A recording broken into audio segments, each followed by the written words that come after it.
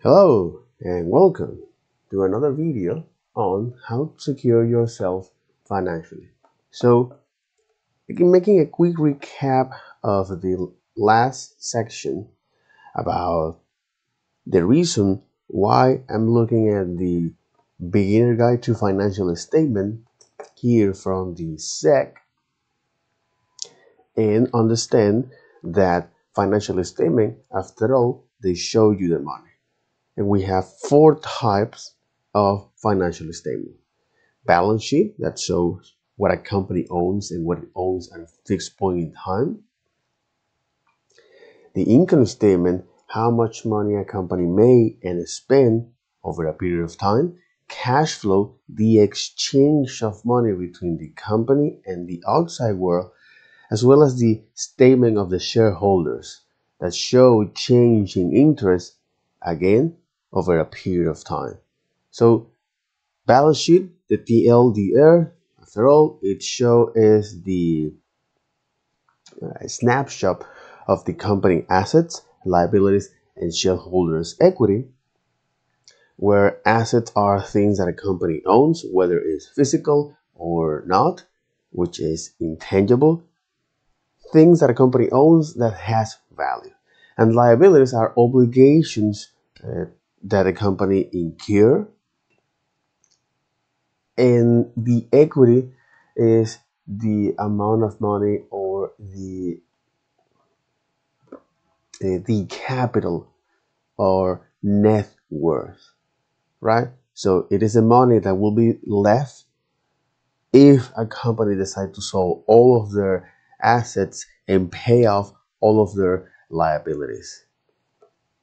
And I also look at the formula of the balance sheet, which is assets are equal to liabilities plus shareholders' equity, and understand how this is organized in a balance sheet. So you have the assets, which are generally listed based on how quickly you can convert them into cash. So you have current asset and non-current assets. Liabilities are listed generally to their due dates. Current liabilities, non-current liabilities, and the shareholders' equity, which show is the amount of money invested by investors plus the company earnings or losses since inception. And when I look at the income statement, after all, this is the bottom of the bottom line of the income statement show if a company made a profit or not, right? And the cash flow report if a company generate cash. So it report the inflow and outflow of cash over a period of time. It reused some information from the balance sheet and the income statement to do that. The bottom line of this statement showed the net increase or decrease in cash, and they are typically made of three parts, where each one of them are review the cash flow from operating activities, financial activities, and investing activities. So for the operating activities, this part analyze is the net income from the income statements and conciliate with the total amount of cash that was used or perceived from operating activities. So the most common operating activities we have is operating assets and operating liabilities. So the first, you have accounts receivable, inventory, prepay expense, expense that the company incur to for good and service that uh, is enjoying right now, but hasn't been paid for it. So, for example, or for I mean, for good or service that has been paid uh, but he's going to receive over time. So, for example, you have rent, marketing, insurance premiums such as car, home to protect your belongings in the case of any accidents or fire, health for medical coverage, liabilities such as lawsuits, uh, life in the event of the policyholder's death, and long-term care such as home health care or nurse home care, as well as the disability. Another operating assets is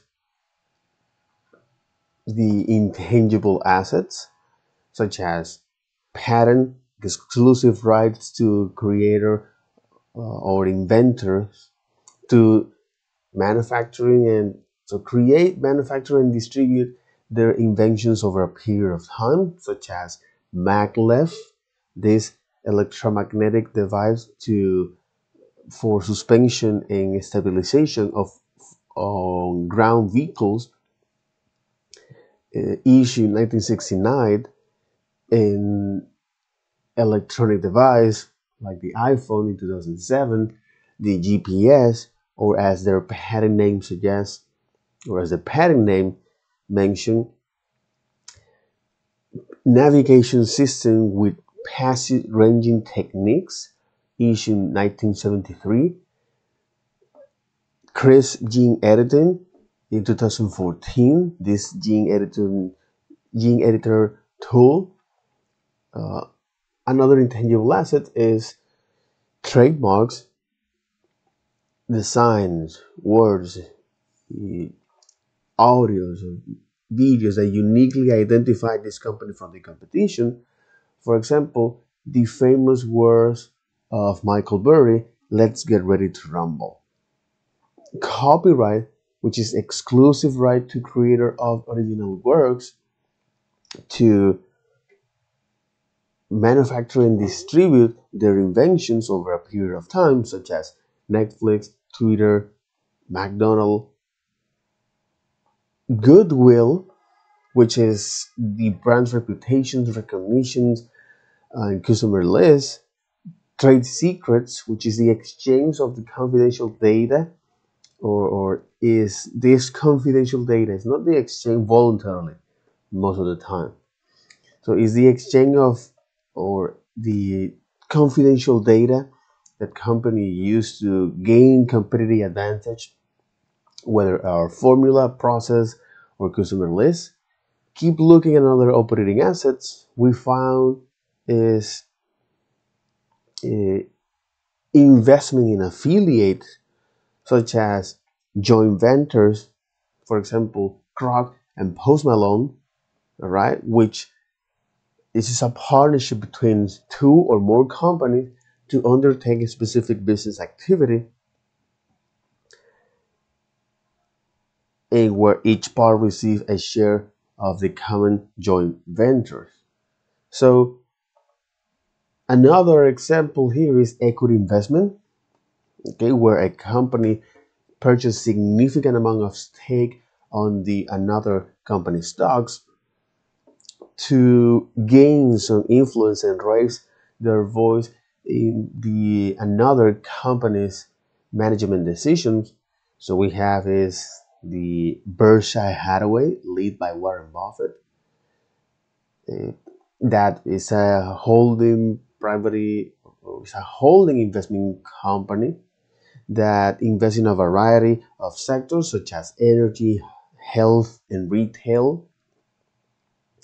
SoftBank, a Japanese conglomerate that invests in a variety of uh, primarily technology companies like WeWork, Uber, uh,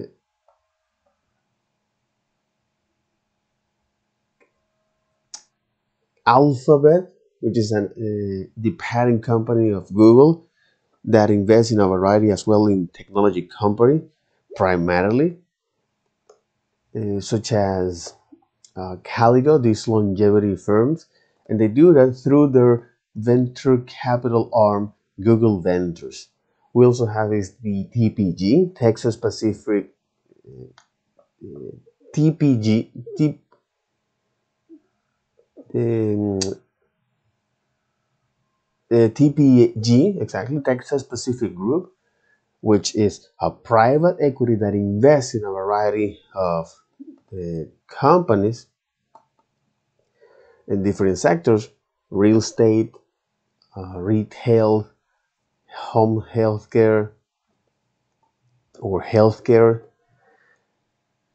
Keep looking at another investment in affiliate we have is limited partnership, and this is very, very interesting, and you have to be careful as well, because an investor who's seeking for limited partnership not only is for returns, but also to control the partnership assets and operations, as well as the associate, which are investors or companies that have around 20 or 50% of the share of the company. Okay, then looking at other operating assets like cash and cash equivalents, we have cash and money market funds, which are funds that invest in very risk short-term products, okay, bank uh, such as bank debt or bank acceptance, short debt issued by banks, savings or certificate of deposit, which are certificate of savings with short-term maturity issued by banks, commercial papers, very unrisky and unsecure. It's not very, but it's risky. It is risky, a company debt, and repo, which is repurchase or repurchase agreement, short-term debt issued by government. And then I look at the operating liabilities, okay, like accounts payable, money that you owe to the suppliers and vendors, usually in the short term, around 30 to 60 days, such as supply or raw materials, office supplies, service, accrue expense, which is expense that a company incur for good or service that has been rendered but has not yet paid for, such as wage and salaries, rent, taxes, utility bills. I also look at deferred revenue, which are future obligations that a company has to pay for money that has been collected. For example, we have uh,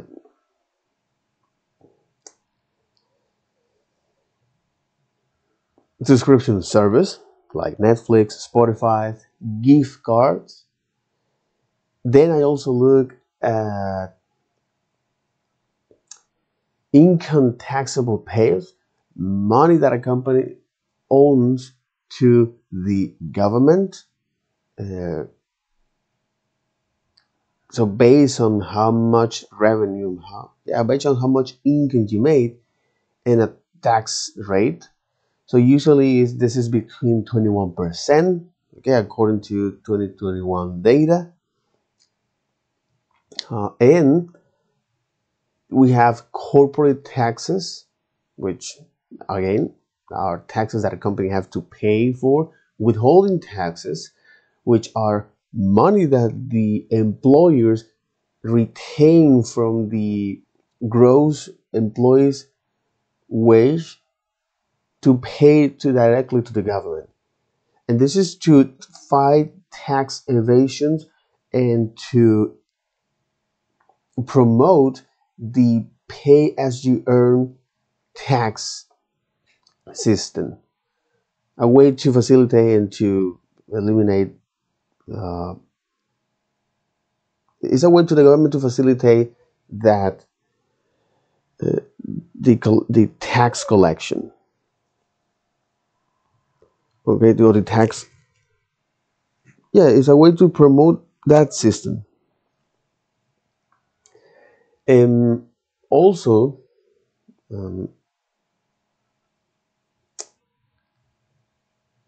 I also look at the sale taxes, whether it's state sale tax, county sale tax. mm, what else? Uh, VAT, value add tax, meaning is the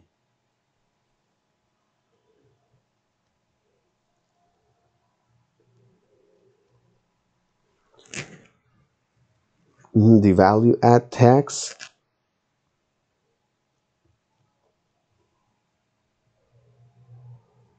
Ooh, ooh, ooh, ooh. Mm. Meaning this is a tax imposed to any to the good and service. This is a tax imposed to any good and service at every stage of the production and distribution. So the full VAT ultimately is paid by customer, but companies along the supply chain redirect that portion to the tax. So I also look at excise, which are tax exclusive to certain goods like tobacco, alcohol, the guns, and gasoline, as well as the use tax and something called GST, right? GST sales tax, which is good and service tax. This is a tax that is added to the um, yeah. This is a tax, a value add tax. Okay, a value add tax levied on most goods and service sold for domestic consumption. Mhm.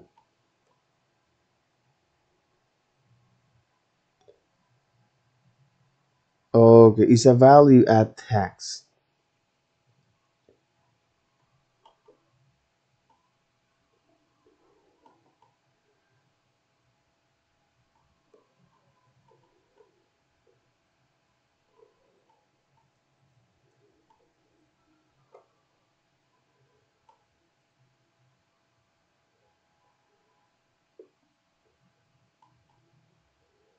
To social and economic disparities. In order to address this concern, some countries has introduced GST exceptions or reduced GST rates on essential goods and services such as food and healthcare. Others have implemented GST credit or rebates to help offset the impact of GST on lower income households. Because this um, is a value added tax.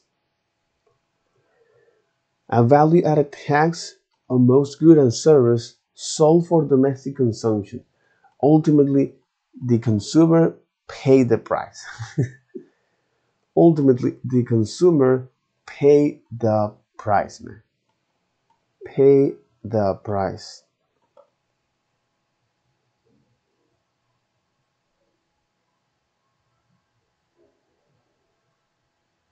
But this is another tax, right? The good and service tax.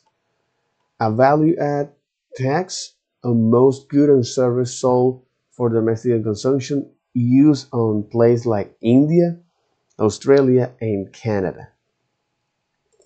Okay, then I shift to short-term borrowing, meaning a type of debt that the company must repay within a year, and they do that to meet their cash flow needs or to finance short-term projects. So you have bank loans, okay? So company ask a short-term loans to banks to meet their working capital, or the difference between the current assets and the liabilities, the current liabilities. So when you navigate here and asking about working capital, okay, it's a way to measure the liquidity of the company, and also the short-term financial health. Working capital. Okay, working capital is a measure of company's liquidity and short-term financial health. So a company has negative working capital if its ratio of current assets to liabilities is less than 1. So positive working capital indicates that a company can fund its current operation and invest in future activity and growth. So high working capital isn't always a good thing, because it might indicate that the business has too much inventory, not investing in its exceed cash, or not capitalizing on low expense debt opportunity. But after all, the working capital, also net working capital, represents the difference between the company current assets, interesting, and what you mean about current, meaning, especially on the current assets, meaning is how easy is to convert a particular asset into cash in less than a year. Okay, and the current liabilities are obligations that a company has to pay uh, in within a year. Okay, this is a metric. This working capital is a metric to see the company's liquidity and short-term financial health. And they say short-term financial health because, after all, it's a year or less. And a company has negative working capital if its ratio current assets to liabilities is less than 1. Okay, so for example, where you can see the working capital, that's another. Working capital estimate are derived from the array of assets and liabilities on a corporate balance sheet. So by looking at the immediate debt and offsetting them with the most liquid of assets, a company can better understand what sort of liquidity it has in the near future. Working capital is also a measure of a company operational efficiency and short-term financial health. If a company has substantial positive net working capital, then it could have a potential to invest in expansions and grow the company. If a company current asset does not exceed its current liabilities, then it may have trouble growing or paying back creditor. It might even go bankrupt, which is something funny. And most people that work for their companies, they don't know about their working capital. You know, they're just barely working. They just get the money, and just like that, they get distracted for Netflix, TikTok, whatever. Oh, okay. The things started to become interesting. Is the current assets minus current liabilities. Interesting.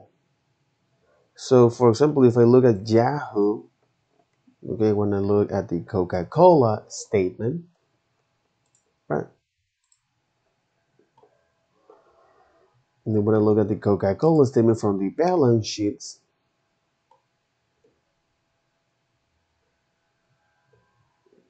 okay, balance sheets, that's right. The balance sheets, working capital. Okay, So the working capital here, all right.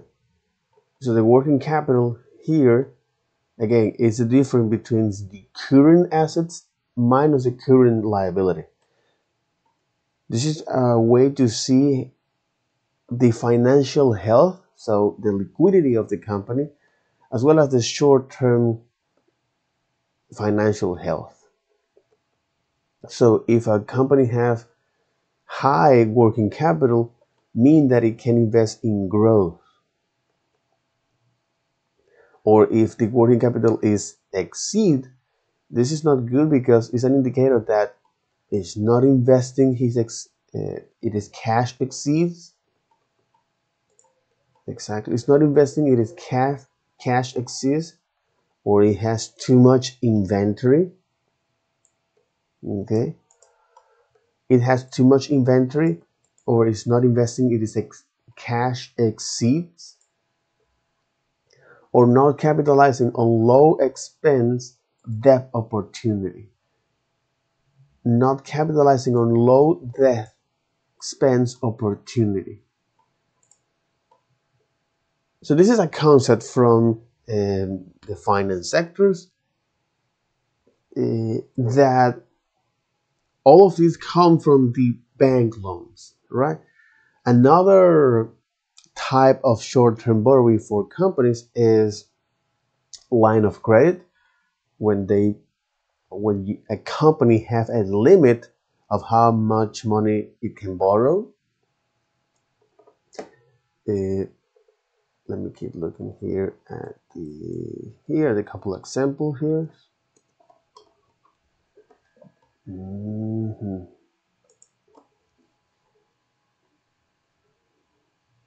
Okay, bank loans, line of credits, okay, commercial paper, which is another way for short-term borrowings when a company issue short-term instruments or short-term financial instruments to raise funds to meet their working capital needs, okay, for example, or to meet their short-term financial needs. So you also have, so these commercial paper are typically mature within 270 days, and it is sold to institutional investors. We also have trade credit, which is the exchange of, it also is a short-term way to finance, again, a borrowing, because this trade credit is the company can receive the items or the good and service from their suppliers and defer the payment until a certain date. Okay, this is the trade credit. Okay, it can receive that.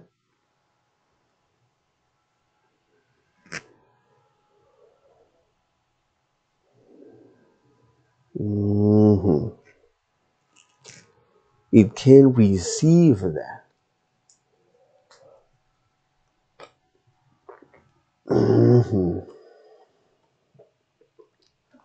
So it can receive that. So this is trade credit. Okay, so I can receive for example, from a company, I can receive this good and service from a suppliers and defer the payment until a certain date. Okay, the other is the invoice financing. So company can ask for short-term borrowings for so invoice financing is borrow money against their outstanding invoice, and the lender provides funds upfront based on the value of the invoice, and the company repays the loan when the invoice are paid. Payroll advance. Well, payrolls advance as well. Company may offer short-term borrowings to their employees, which will be deducted in the next portion of their salary. So this is different type of short-term borrowing. Bank loans, limit credit, limit credit, trade union, money that a company uh, defer for good and service that it received from their suppliers or vendors until a certain date. So trade credit, uh, trade credit, commercial papers, short-term financial instruments that a company issue to raise funds to meet their uh, financial needs. And we also have is invoice financing in payroll advance.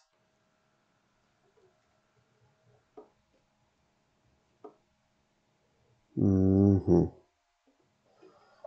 Invoice financing and payroll advance. So the invoice advancing is uh, borrow money against outstanding invoice.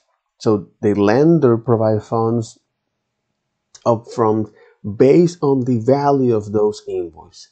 And the payroll advance is company offer a short-term borrowing to their employees that is going to deduct from the next payroll. Cool, cool, cool, cool, cool. So this is short-term borrowing. Interesting. And then we have is notes payable. Okay. Notes payable.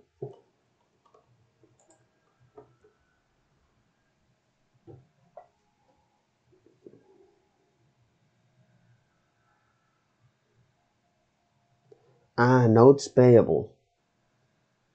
Okay. Okay, notes payable.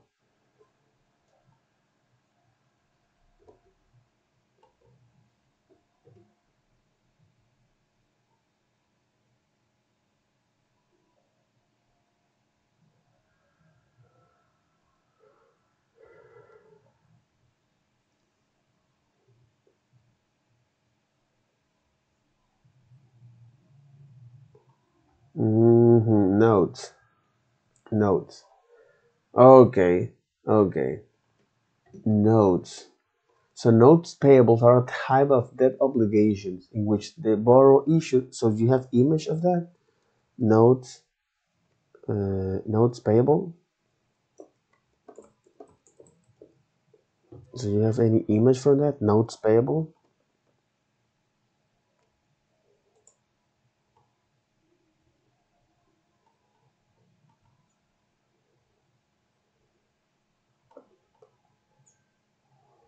Accounts payable versus notes payable.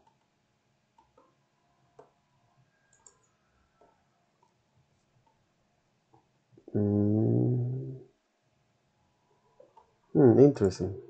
Investopedia.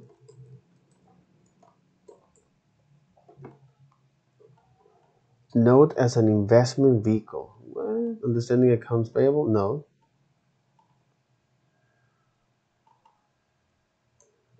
Understanding notes payable. So notes payable are a type of debt obligation which the borrower issue a promissory notes to the lender, starting the terms and conditions of the loan. Exactly. It's the lender that the lender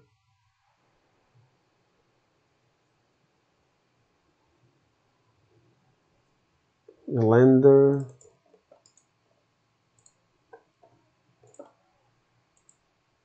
or the lender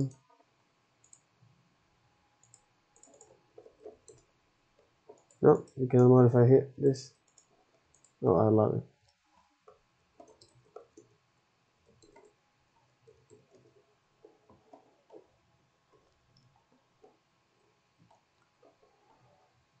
So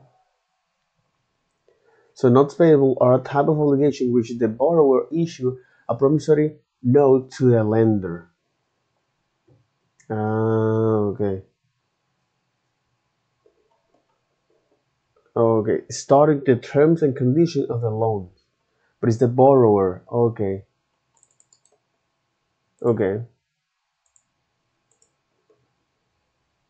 Okay. So it's the borrower that issued this promissory or temporary note to a lender starting the terms and conditions of the loan. So the borrower agreed to repay the borrower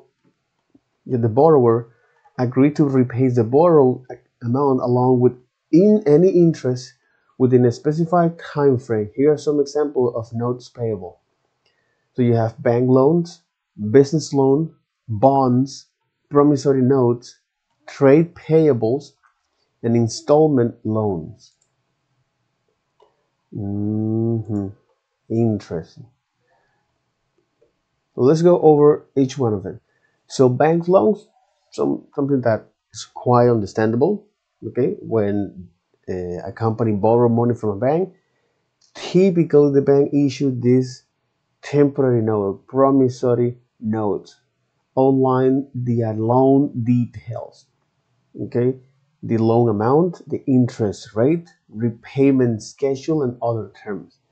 These promissory notes serve as a note payable. Business loans, the company may borrow funds from other business, okay, or financial institutions such as private lender or venture capitalists. The terms of the loans are documented in a promissory note, making a note payable. Bonds. Bonds are debt security issued by corporations or governments to raise capital. They represent a promise to repay the principal amount along with periodic interest payment. So the terms and conditions of the bonds are laid out in the bond agreement. But the bonds are debt securities. And a securities are financial instruments that hold some monetary value that can be traded, okay, and they can be traded, is fungible, is a negotiable, exactly. So a security is a fungible, negotiable financial instrument that holds some monetary value. Okay. Issued by corporations or governments to raise capital. They represent a promise to repay the principal amount along with periodic interest payment.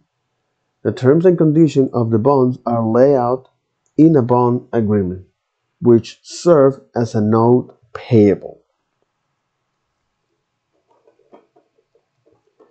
Promissory notes, trade payables, and installment loans. When individuals or business borrow money for purchasing assets like vehicles or equipment, they may enter into installment loan agreement. These agreements specify the repayment terms, including the amount of each installment and the interest rate, making the notes payable. It is important to note that the specific terms and conditions of notes payable may vary based on factors such as the amount borrowed, interest rates, repayment schedule, and any collateral or security provided.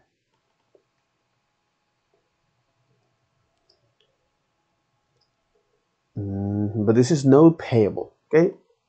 Type of debt that in which the borrower deliver, okay, in which the borrower deliver or give issue, okay, in which the borrower give promissory notes to a lender indicating the loan details, okay, which is the conditions and all that. You have bank loans, business loans, bonds issued by corporations or governments to raise capital, promissory notes, tradable payables with trade payables, and installment loans.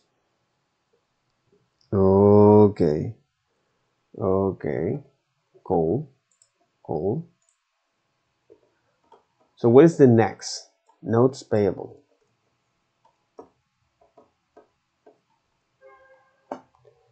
Incurring portion of long-term debt, customer deposit, warranty guarantee obligations.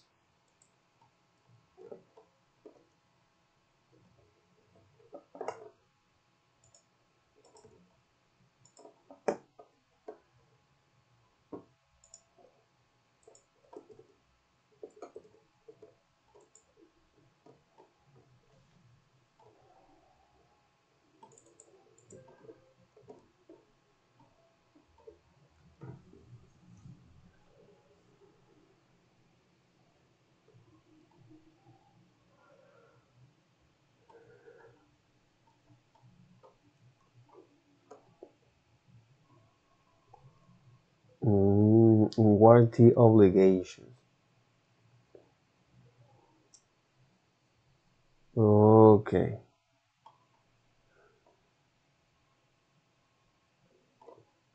Guarantee obligations. Warranty. Warranty. Warranty. Yeah, warranty obligations. Warranty obligations. Well, warranty obligations refers to obligations that a company has to repay or replace a product or replace a defective product or fails to meet the specified quality standard with a certain period of time. And here are some examples of warranty obligations. Manufacturer warranties. Okay. Many products come with a manufacturer warranty, which guarantee that the product will be free from defects for a specific period of time. If the product fails during the warranty period, the manufacturer is obligated to repay or replace it. Extended warranty. Some companies offer extended warranty as an additional service to customers. This warranty provides coverage beyond the standard manufacturer's warranty and may include repairs or replacements for a longer period of additional features. Service contract. Service contracts are agreements that cover the maintenance and repair of a product for a specified duration. Companies offering service contract. Yes, service contract. Are agreements that cover the maintaining and repair of product for a specified duration. Part warranties, software warranties, and vehicle warranties.